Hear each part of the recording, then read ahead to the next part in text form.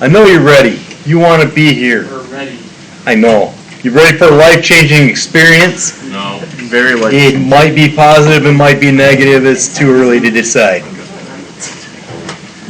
Okay? I decided that I was going to pull something up from back in the day. This is the textbook I used to use. And I just thought I'd pull this up so you see where we're at compared to where we would have been via textbook, etc., etc. Okay? And the learning objectives that they had for each chapter and so on and so on.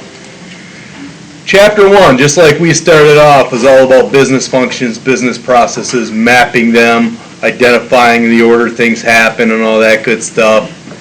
You know, dealing with the functional areas of business, etc., etc. Chapter 2, what did we get into in Chapter 2? Identify factors that led to the development of enterprise resource planning. Well, that's because globalization, right? Think we covered Chapter 2, the development of enterprise resource planning systems? I think we've covered that. So, and we've talked about scalability and different things like that, so I think we covered that chapter pretty well.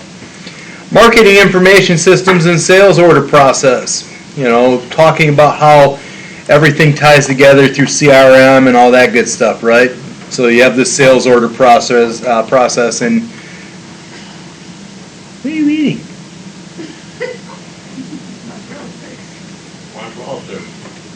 From where? Yeah. Oh, so you get mozzarella sticks? Okay. With Adderall. With what? What? Don't want to get sick to your stomach from taking on an empty stomach. Yes. Gotcha. Been there. Anyway, I've been there, but it was with Tylenol. Never take Tylenol on an empty Why stomach. doesn't this Mongoose site work? What are you talking about? The SAP site user logins link does not. Because I didn't give that to you yet. Hands up, don't shoot, man.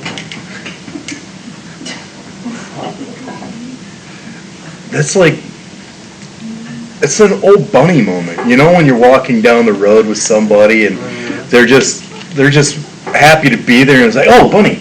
And you're talking to them. Right. And they have this oh bunny moment. Yeah. That was your oh bunny moment.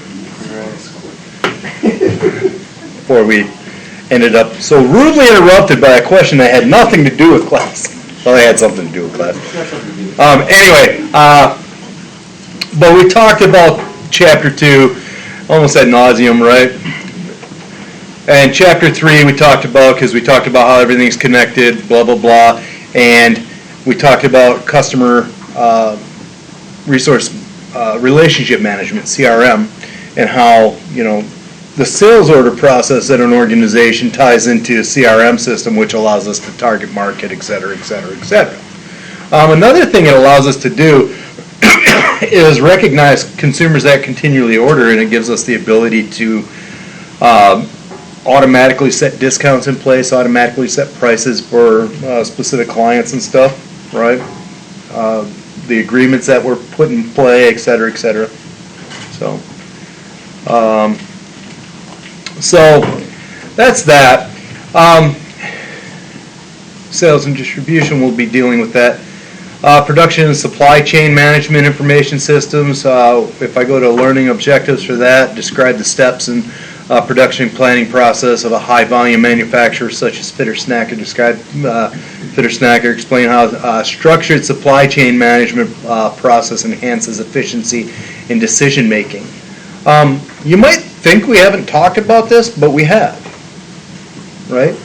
Because we talked about concepts of what if a natural disaster happens? How do I determine what the best way is to get my raw materials to me? We've talked about the automatic connectivity if you're using SAP and you're ordering raw materials from other businesses that are using SAP. They should actually be able to have in their system a way of recognizing that you're running low and automatically trigger an order. It automatically triggers their production line to increase production so they can supply it to you. See? So we've talked about this stuff. It's not rocket science, and then we go into the accounting, and then we go into the human resources. Here's the problem with the text, okay? And we're going to talk about this one next. The problem with the text is it breaks it down into the individual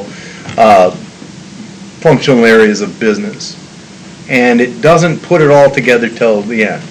And I think ERP is important to talk about in its entirety from the beginning, not till the end, right? So we keep going and adding to it, adding to it, adding to it. This one, Chapter 7, we already did some of that, right? We started looking at flow charting and stuff almost from day one. See why I wouldn't use this textbook anymore, besides the fact that they didn't continue publishing it now, they quit printing it. But this is the type of textbook you get for ERP. But I wanted to show you, even though we ramble on about stuff and that, we have pretty much covered all of this stuff in some way or another. You know, I may not have required you to understand all the words, but we have definitely seen quite a few of these. You know, scope creep actually belongs in project management, not necessarily in ERP, except for the fact that, like SAP and some other ERP systems such as Microsoft Dynamics, have project management components built into them, modules. So you can actually look at how you're utilizing your human resources even. You know, earlier in my first class today, we were talking about being able to utilize someone at 150% or even 200%, you know, and abusing your employees. This will be able to track, you know, how much work you're putting on an employee, how many projects they're involved in, and everything else. So, it also, another thing it does is your human resources department, it recognizes the skill sets, because you can put skill sets in for your employees and that. So if it's recognizing the skill sets, it will identify people for you that might be have the skill sets for a very specific project if you're using the project management component. Okay. So there's advantages of everything being tied together. So anyway, there's that. Well, that brought me to this last concept right now, because we started talking about artificial intelligence and stuff like that, and the concept of data-driven world and all that good stuff, right? The book, if you were using it, gets into RFID tags, and I've talked about RFID tags to some extent. You know, the fact that, you know, we could throw them in fields and test for moisture to determine where things are best to for irrigation purposes, etc. At least I think I said that in this class, didn't I? Yeah. Okay, thank you. People looking at me like, huh? You said that? Yeah, I said that. The thing is it helps in so many other ways too. You're going to love this. You specifically, I don't know why, but you're going to. I'm like trying to figure out, well, that one's empty. All right. See, that's why I'm drinking this. It was open. Poor people will pull that out. That's my donation. I'm that way. What can I say? My wife hates it because I will not return a pop can or bottle for the life of me. Can you return venom in Michigan? Yeah, you can return anything where you purchased it. Really? Yeah. Yeah, because whoever, like some stores and that, they won't take it because they don't work with that supplier. Yeah. But I believe if you look at who bottled this and who, I don't know who bottles this one. Dr. Pepper. So anywhere that sells Dr. Pepper should take these. So, thanks for sending me off track again. I just had a question. I know, I like you. You're okay. So anyway, what was I saying before I so rudely interrupted again? RFID tags. Oh yes, RFID tags, and the fact that you're going to love this out of all people for absolutely no random reason. I'm just picking you. No, not you, him. Yes. We've got to work on this whole eye contact thing. Never mind. Anyway, it reminds me of like when I talk to, when I have a conversation with my wife and she says she's listening, and at the end she says, "Huh?" Never mind. I didn't need to do it. Anyway, the thing is Walmart decided that they wanted to put RFID tags in every pair of jeans they sold. You guys have a problem with that? Now all of a sudden we go back to this privacy thing, right? Why would they do it, first of all? Does help stop that? You would think. That could be one thing, right? Because it goes off when they exit. Wouldn't it go off when they come back in too, though? Well, once you check it out, doesn't it, like... Well, I'm not saying supposed to turn it off? security tag, RFID tag. My dog has an RFID tag. Yes, if you get loose of it. Yeah, they can scan him and find out where he lives. It doesn't get deactivated. RFID tags don't get deactivated. The security tags that you have, those get deactivated. So, could you use it as a way to see how many things are leaving? Absolutely. So you could actually look at it to determine theft based on the number of jeans you've sold versus how many have exited.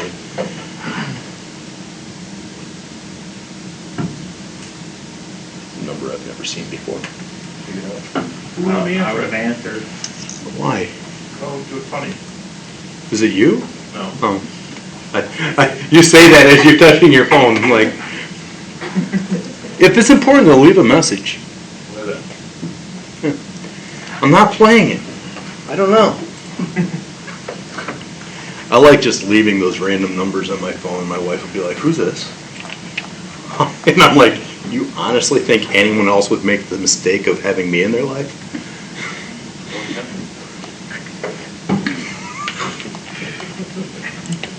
So, anyway, the actual reason they did it was for target marketing and for a few other reasons. Okay, if I put RFID tags, and you heard this probably in the intro class a couple years ago, but well, most of you that had me, it's just an example I bring up because it comes back into play when we start looking at ERP and stuff because of how it ties everything together. But I could track how many times you come back to my store. And if I set up readers and that throughout my store, I can actually track your traffic pattern. And I can determine maybe all the way through the checkout counter and look at what you purchased. Helps me determine where I'm putting stuff in the store, right? Because I look at trends. There's a reason they put milk all the way in the back of a store. Because you have to pass everything else to get to it. And that's a destination item. And you're going past all of these items that are what? Not destination items. What are they? You get the munchies. Okay. You're there to pick up milk, but you have all these convenience items and that you walk by, or all these things that just kind of, you're on your way to get milk. Oh, Fritos, right? Yeah, you guys do it. Never go shopping when you're hungry. Right? Mm-hmm. Never go shopping when you're done partying with Pepsi. Pretty much just never go shopping for you then? Hell. Damn it. I can't even say anything. So anyway. For a lecture of witness of murder. I'm just leaving. What did you say? What did you say about witness of murder? Oh, I said came for a lecture of witness of murder. Oh, no, there wouldn't be any. Is he going to kill me? Apparently. I wouldn't hurt anybody anymore. You do anything more than once, you might get caught. Just saying. You can't start making it a pattern. Exactly. People are like, wait, did he do this once? Anyway, but they can track this stuff and it stores that data, right? It's the same concept. So we can use RFID tags for business intelligence because we can recognize where you're going and all this other stuff. We're actually going beyond that. we're going beyond RFID tags because, you know, ERP systems and data, yeah, don't even try to put it away. I know what you're doing. This kid. Like, if I look here. What are you looking at, trolls? Warhammer figurines. It's 40K. Yep. I've got a plastic crack addiction, okay? Smiths. Yeah, what about it? That's actually a grocery chain, like Arizona. People are out, I got this Joe at guys or estate something? sale for like No, it's $3. 40K. It's a No, thing. okay. Yeah. So anyway, what was I saying? Oh yes, before I was so rudely interrupted again by people that have had me before and understand that it does not take much for me to go off track. Okay? Anyway, we've changed because we have all this access to data storage and everything else and the way everything ties together. Not only are we using RFID tags, we're using facial recognition. So now, my Pepsi sits on a shelf, and I go and I'm shopping, and there might be a camera nearby picking up my face, and they see me pick this up, and they see me put it in the cart, and I make it all the way to the register, and I don't buy it. Why didn't I buy it? Maybe I put it on another shelf or something and changed my mind. They have a way of tracking that based on your facial recognition. Facial recognition doesn't work across the board. There's all kinds of issues about it. Civilian score going? What's that? Do you think the civilian score going? What's the civilian score? What are you talking about? What? Well, in South Korea and China, they have civilian scores. Yeah, well, and that, in the United States, they were trying, like the FBI were trying to use it and law enforcement were trying to use it, and it doesn't work very well at recognizing darker complexions at all. There's all kinds of bad stops and everything else just because it is not good at recognizing them. And it's so problematic that they're, you know, like, I want to say the Supreme Court said, yeah, no, you can't use that right now. Because it just wasn't designed well for that. And it's the algorithms that are created in there that actually analyze that stuff and the differentiators that would, like the quality and stuff like that. They don't actually have it programmed for anyone but what? Well, basically it ends up being a racial targeting system. You know, and that's problematic. So we know that facial recognition isn't necessarily a foolproof thing by any means, right? But in a shopping situation, is that software maybe written differently than what the law enforcement might have? You know, and a lot of that has to do with maybe the reason for it. You know, the pockets. Do the police have as deep of pockets as some of these stores, some of these retailers? I don't know. You okay back there? She's always so happy. It's you. You light up our lives. Thank you. You're welcome. I'm like a flashlight, a guiding light, hopefully. So, anyway, I love sarcasm. Sarcasm's a good thing. Yeah, my brother's like that, so I'm used to it, so every time. My brother will tell me something absolutely terrible. Well, there you go. You got that going for you. He's like, I hate you. You know. Like, Very sarcastic brother. I had a student a couple of years ago say, I'm shocked you've never been shot.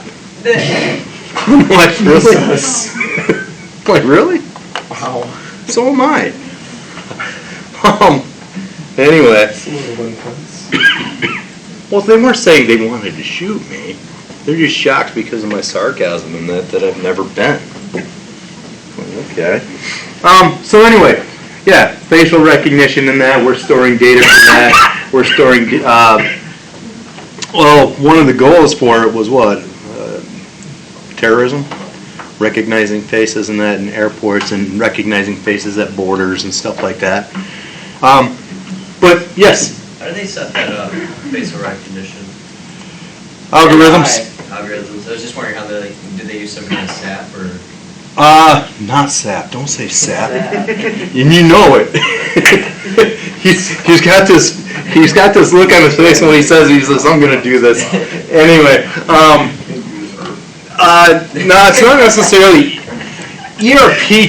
ERP would have a lot of information, like they might use an ERP system to maintain records in that, of key features of a person, like names, aliases, stuff like that. And you might have some photos in that are in that type of storage. And then facial recognition uses algorithms to compare your facial features with other images. Okay. So yeah, it's all data driven, all right? They don't just say, hey, you've got the same hair color and eyes. We're arresting you. I mean, they draw a picture and that's how they, there you go. No, well, yeah, I mean, if you look at like police drawings years ago for likeness, nowhere near accurate.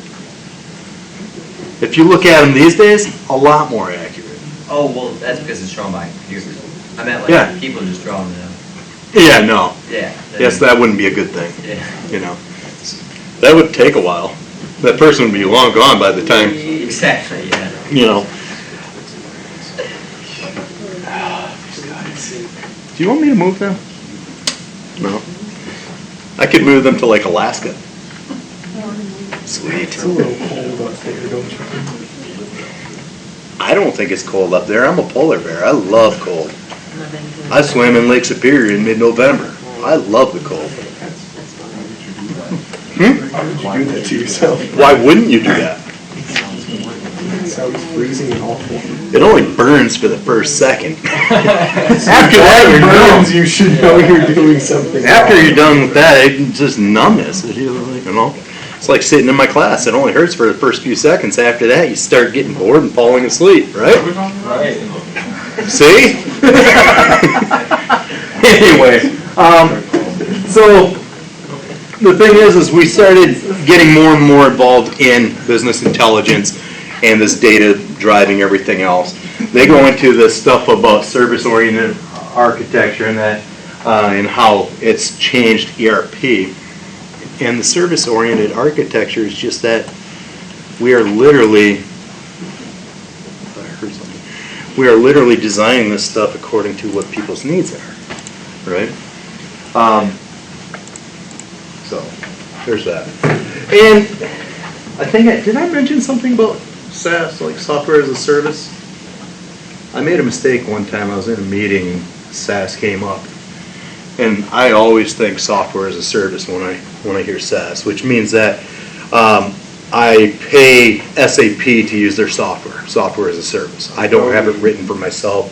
I use theirs, and maybe I lease the whole system, and that's a possibility. Well, I was in a meeting and SaaS came up, and I'm like, so software as a service, and I started talking. They're like, no, we're talking about statistics.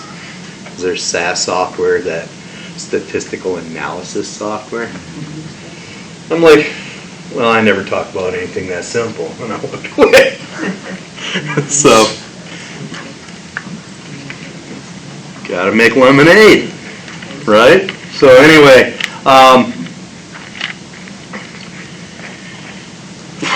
so here we go. Software as a service has made this much more affordable for organizations. Prior to software as a service, something like SAP, no one could afford to have that developed, or very few people could afford to have that developed. Where software as a service, they create this package, and multiple people, multiple businesses are paying for that development. They're paying for the service and the use of the software. Adobe products, software as a service. Instead of actually having software written for you, we're actually utilizing tools made by somebody else. Software as a service, even as far as it's now a subscription service, right? They're providing software. I don't have to install very much on my system at all. It can be mostly cloud-based.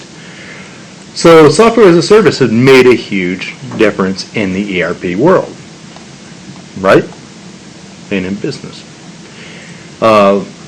Whatever changes SAP has to make to support organizations, like let's say you are Dow and you're this major organization, and you're using SAP, any changes that they have to make for Dow, everyone below gets the benefit.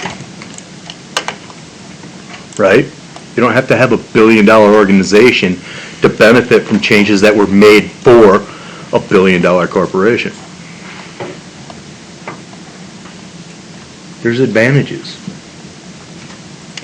With that said, that like I said before, there are industry-specific softwares like ERP systems and that was designed the same way. And you're not going to pay to have someone develop your own system because it already exists. Same thing goes with like the security, cybersecurity. If I want to store data, I'm going to do my research and find out who has the most data storage and who they store data for. I wouldn't necessarily just say, hey, I want to use Google storage or whatever for my data, or AWS or what have you. I'm going to use them. I would want to know who they're storing data for, because that might help me to determine like the type of security they have to protect that data. I would want to be with a company that houses data for medical, because there are so many laws and everything about that, or banking, right? I would want to use those services because everything that they do to protect that data, I benefit from. Make sense? Well, same thing with ERP. Everything that they do, I benefit from. So, okay. And this book is so old, that's one of the problems with it is this digital copy was from 2015. Yeah, so it's 6 years old by the time, well, it's 6 years old now from the date that I found a digital copy. So that's pretty bad. Anyway, cloud computing became this huge thing at some point, and it hit ERP like crazy, and SAP didn't step on board right away. Microsoft went that direction first, and SAP bought the concept of going to the cloud. And a lot of it was because people felt that it was not secure, right? Here we have an ERP system that has all functional areas of our business connected, and we're saying, hey, let's throw it out there in the cloud. And you had so many people that were worried about the cloud. You guys don't seem to have any concerns, and in your age group, in your generation, you don't seem to have the same level of concern about security of your data. No, they don't care at all. Yeah, it's scary, right? That is. You just take at face value that the companies you're working with are doing everything they can to protect your data. No, I already know that they're all selling it, so they're all. Even the military, They all do it, so.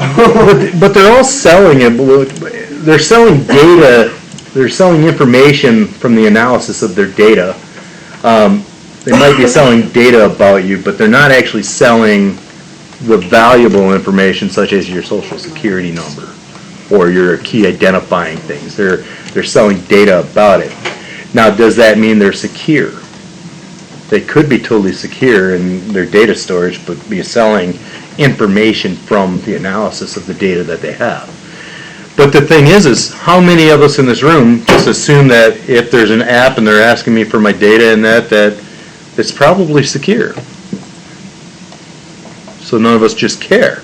We just don't care. We use it. Mr. Sanford, I think the big thing, like he said, was that we all know that these companies are taking our data. It's not just about taking your data, though.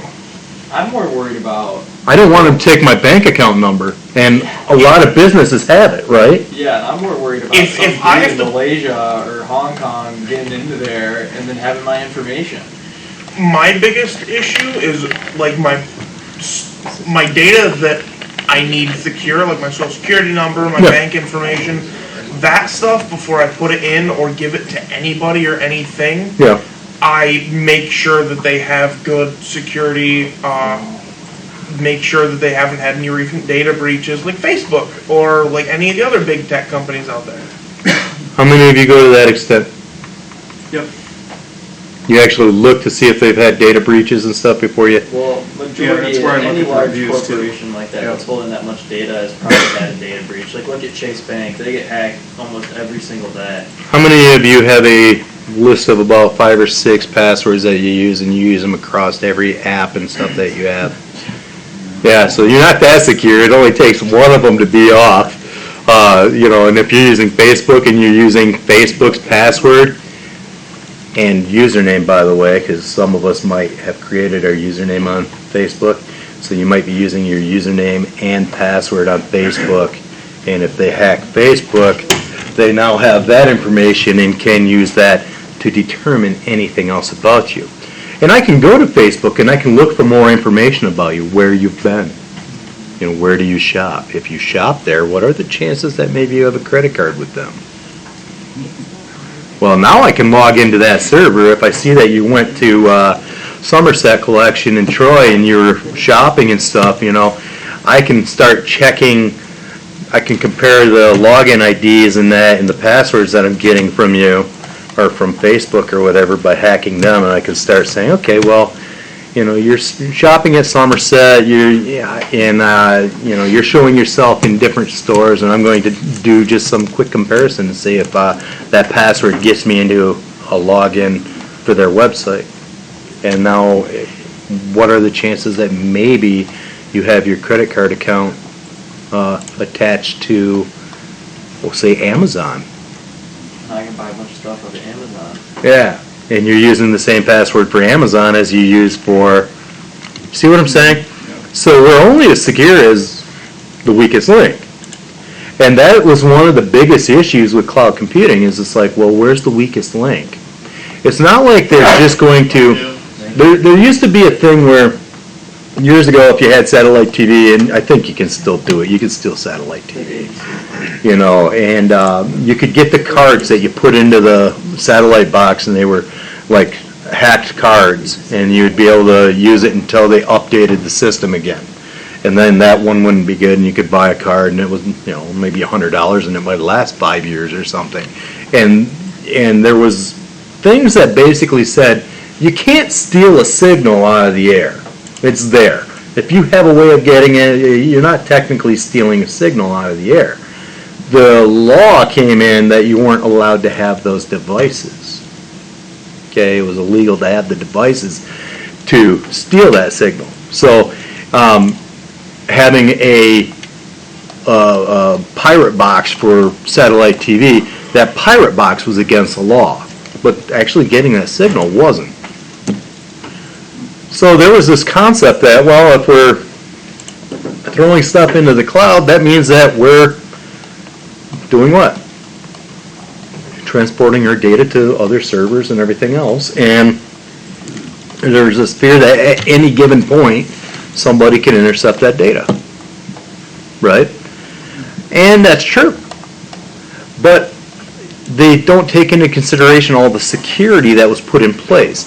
And I go back to the same concept. If I am a company that has cloud, that's doing a lot in the cloud, I'm probably going through a server, like servers and data warehouses and that are probably protecting data for a lot of people.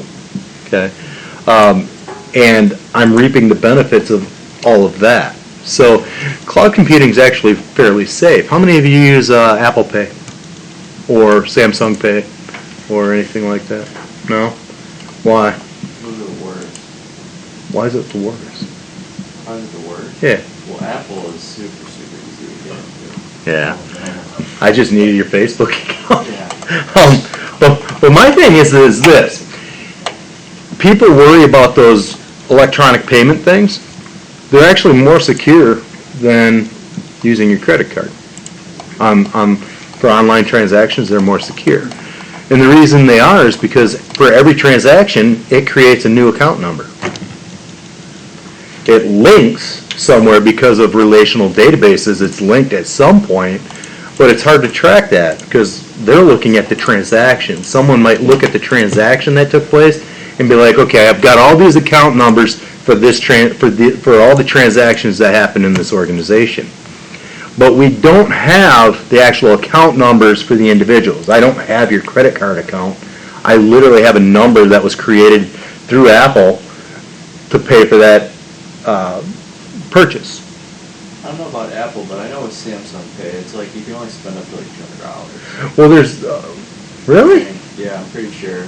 If it's the touchless, like if you were like in store Yeah. and you're trying to do a Samsung Pay transaction, you can only do $200. Oh, I'm looking more in the realm of actually purchasing something online. Right. You know, you want to purchase something online, I would always recommend using a digital transfer system, PayPal or something like that. Because PayPal has your information, you know, somehow they have your checking account number or whatever, your credit card number. But the number that they transfer to the other people, that's not your credit card number. So you have one, like if PayPal gets hacked, everyone's SOL. Because how many people in here have a PayPal account? Yeah. How many have Venmo? Yeah. You don't know what Venmo is? No, I don't have any of them. Why? Do you carry cash still? Yes. I wait here for Hell with that. It's not carrying cash, cash is paying. Yeah, I agree. It's not. I never It is. I never carry cash. Cash is I carry cash too, so I use it that way. You know what? You know why I don't carry cash? Because when you ask me if I have any money you can borrow or can you donate to me, I can say no. I don't carry cash. Well, I always carry a knife in the same pocket. So they can knife you with the knife while they're stealing your wallet? No, actually, I got mugged one time before. It never happened again. I got a knife on me at all times. Why would you put it in the same pocket? So if he as goes to your reach for his wallet to get it to him, we can pull the Yeah. knife out. Oh yeah, I can use some money, buddy. Yeah. I'd be like, Huh? I'd like to see your knife fighting skills. It's a cool one, it's American flag fighting. You just gotta stab somebody. Stainless steel attack here. Yeah, but if they got a knife too, I don't know. I don't know anything about that, but hey, that's your own personal cybersecurity right there, right? But the thing is I don't carry cash and I don't use cash very often at all. The only time I go to the store and get cash is if I know I want to go to Doozy's in Mount Pleasant because they only take cash. Yeah. So yeah, and Doozy's is good. I don't know what it is about Doozy's. It's ice cream, right? Everyone uses the same thing, but Doozy's is good. I don't know why. So, see, she just became my people because she knows what Doozy's is. You guys from that area? I went to school there for a year and a half. Oh. Yeah, Doozy's. Gotta love Doozy's. Only thing is they're closing soon. Terrible. Like for the season or forever?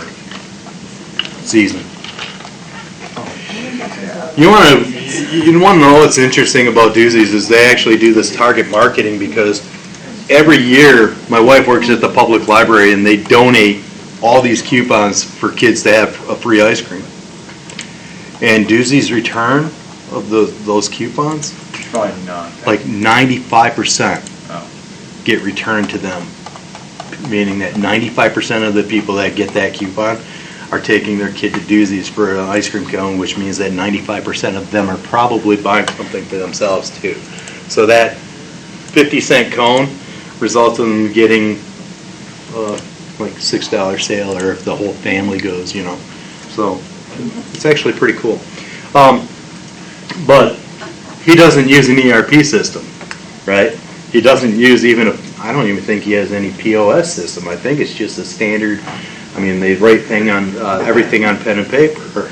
You know, they take your order on paper and they keep this running tab throughout the day, and this is what was Is ordered. it owned by someone super old then? Or Yeah, yeah, it's owned by someone super old. And he's owned it since he was young. But, yeah, it's just a family business and it has existed a really long time. And, but needless to say, the whole cash credit thing. But the interesting thing is through ERP, we actually do have the ability to connect businesses like Samsung and Apple to create a payment account through banks and stuff, right? We have the ability to create that relational model that allows me to create a whole new account number for every transaction. right? Because remember, all I have to have is a unique identifier for a sale. Do you know if Shop Pay does that? No, I don't know anything about Shop Pay. I'm old. You get past certain things, and I'm like, even Venmo just totally blew my mind. Yeah, Venmo's weird. Venmo's cool though, because there's not a fee. You know, and it's like my entire family are all in the same cell phone plan. Mine. So every month I have to, or my wife has to call them and say, "It's due, you haven't given me money yet." So Venmo, boom, it's right there.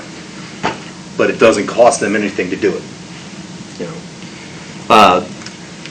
and that transfer of stuff, I don't know.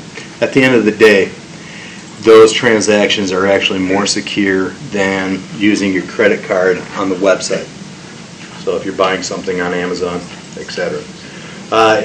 The other thing I always recommend is if you're buying something from let's say you decide that you're going to buy a $10,000 caricature of something or statue of something, okay? Let's say you were going to buy a $10,000 thing like that, and you don't necessarily trust the website.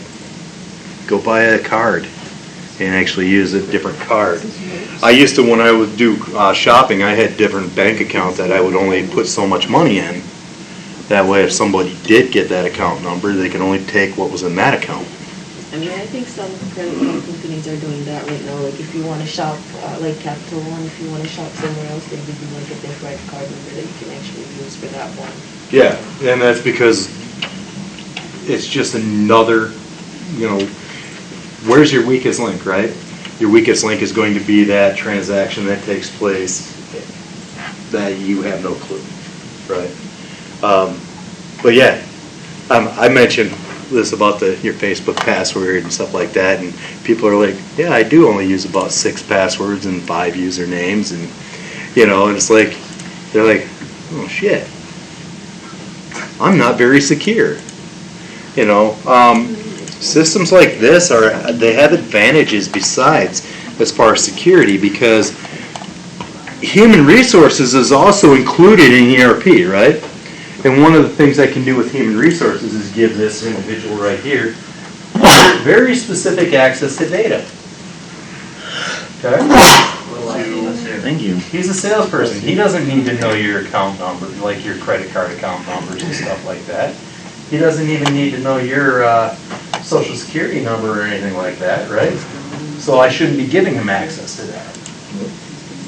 I should be able to understand and know exactly who has access to what type of data. ERP systems allow me to do that. All right. Networking, you know, network, Active Directory and stuff like that, assigning people like what areas of the network and that you can get to, what software you have availability for. That's a different thing. What you're dealing with is just the permissions within that software. If you're in finance, you would have access to specific modules. You don't need access to human resources. You need access to all financial, maybe some sales stuff like that. So it has ways of controlling that. So anyway, business intelligence, mobile computing in the cloud.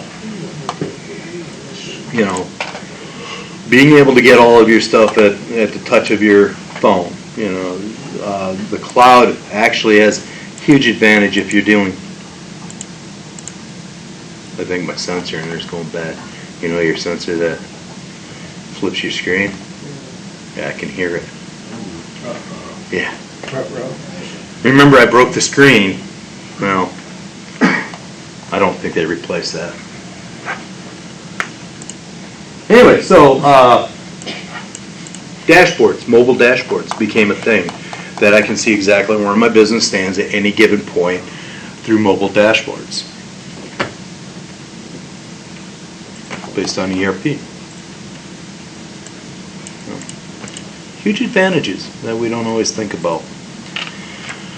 So, yeah, I just wanted to show you that the textbook that we used to use, we pretty much did cover everything in it. And the problem is it's 8 chapters and then we have 16-week classes. So at the end of the day, the last 8 weeks of class, and actually starting now, are going to be spent doing exercises in SAP and stuff of that nature. That way you get some experience with this stuff, not just a general concept of what it is. You'll actually have some experience with one of the top ERP softwares there is. My goal is to actually get more ERP softwares to look at that are industry specific for automotive and healthcare and that, so we can look at how they work. The concept should be the same, but the things that you'll see, the screens that you'll see in that would be different, you know, because the processes are different, right? So, questions, comments so far? I'm genuinely curious. Do you know what kind of ERP system Northwood uses? They use something called Colleague. All right. Yeah. Okay, I can't say it's just Colleague. Colleague, we have like 3 systems that all tie together, that integrate. Blackboard's one, Colleague's another, and I think there's one more that administration uses, and I can't remember what it is, but basically all of them talk together. Well, we also have Nuventive for annual reports and data and stuff like that. But they all integrate together. We don't technically have an ERP system. We have an integrated system of multiple things. But I think Colleague is the portion that does like your finances, your grades, different things like that. Most of that stuff is there. This connects because when I put a grade into Blackboard, it goes to Colleague. And I think we just changed that too. Remember how I went to take roll the first week and I'm like, what the heck, well, how does this work? It's because the component that we were using in Blackboard was no longer being supported, so we added a third party that integrated with that. That's the society that we're in these days. And I'm curious, I'm a little curious on where even ERP systems are going to go, because we are in a technological realm right now that integration is more important than a single piece of software. Instead of trying to find a system that does everything, I am looking for components that integrate to create a system. So I kind of get the best of all worlds. And instead of having people customize SAP, for instance, because I said, you know, you can customize it according to your business processes and that if you choose. Instead of doing that, I might have another piece of software that I integrate to accomplish that.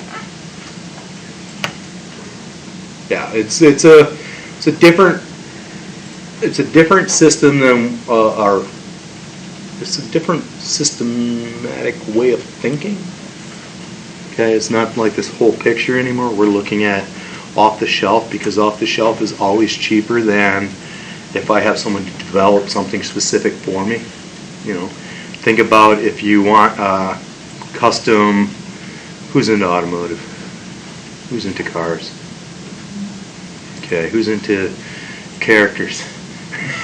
Okay, let's say you are looking for something no one else has, right? So you're looking for this one-off character for a game or something that no one else has.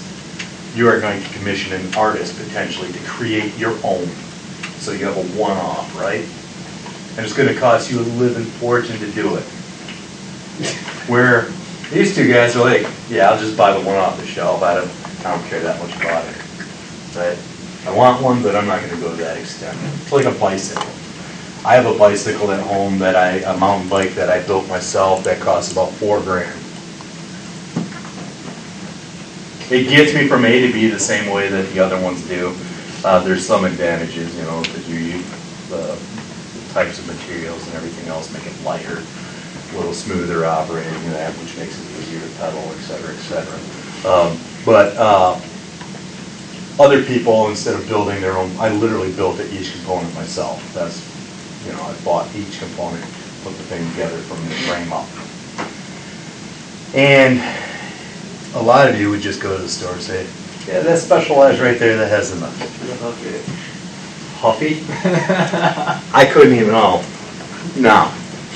There are certain things that I just think you have to pay for quality. Right. Like a hammock. Like a hammock, yes. Yes. Yes. I would never make my own hammock because I'd probably fall on my butt in the middle of the night. I am a little nervous about the mock, because no one ever does a video of themselves camping and partying at the same time, right? The mock has this balance thing, right? Basically, So you're saying if you get drunk, it might be hard to get in and stay balanced in it. yeah, right? Because the mock, you're laying flat, and if this is your pivot point, and I lay down and my butt happens to be there and my body's here, I'm going to be heavy and land on my head. Right? Now the other style, your pivot point is along the whole length of the hammock. The only problem is getting in. If your butt goes past that pivot point, you're going over and you're not in the hammock. So the fall is more abrupt. But, so anyway, but that's another one of those tangents, thanks. Appreciate that. But at the end of the day, that customization is highly expensive compared to buying off the shelf. Because off the shelf, what's happening, the same thing as cloud computing, you're reaping the benefits of everybody. All consumers together are creating this funding for that to be created. So they're kind of splitting that cost. SAP used to be just on its own. You couldn't look at it if you didn't have, I want to say, $4 to $5 million in sales every year. So you had to be a fairly good-sized company just to even think about SAP. Affordability. Yeah. So, you had to be up there. And now it's not that way because they have modularity, cloud computing, drop the cost down, everything else. So, advantages, disadvantages to everything. Questions, concerns? Are we doing that 16 now? Not today. Are we doing that Friday then? Depends. Okay. I'm waiting for the user IDs and stuff to come through. And if they're here, then we might do the navigation exercise, show you how to use it, etc. And how to log in and all that good stuff. Okay? So next class, we may actually be getting into SAP a little bit. Okay. Now, things I want you guys to start thinking about is, where do you think the future of ERP is going? Yeah, you're going to have a assignment that's all about that. And it's a pretty major assignment that you're going to have all about that. Identifying where do you think this is going. Questions, concerns? Nothing? Anyone want to stay and solve the world's problems? Okay, I'm done with you. Have a good weekend. I can give you homework if you want to, but I don't think I'll do that to you. Oh, we already have some. We'll see you Friday, right? What did you say? We see you Friday. Yes, you will see me Friday. But you said have a weekend. Yes, I'll see you Friday.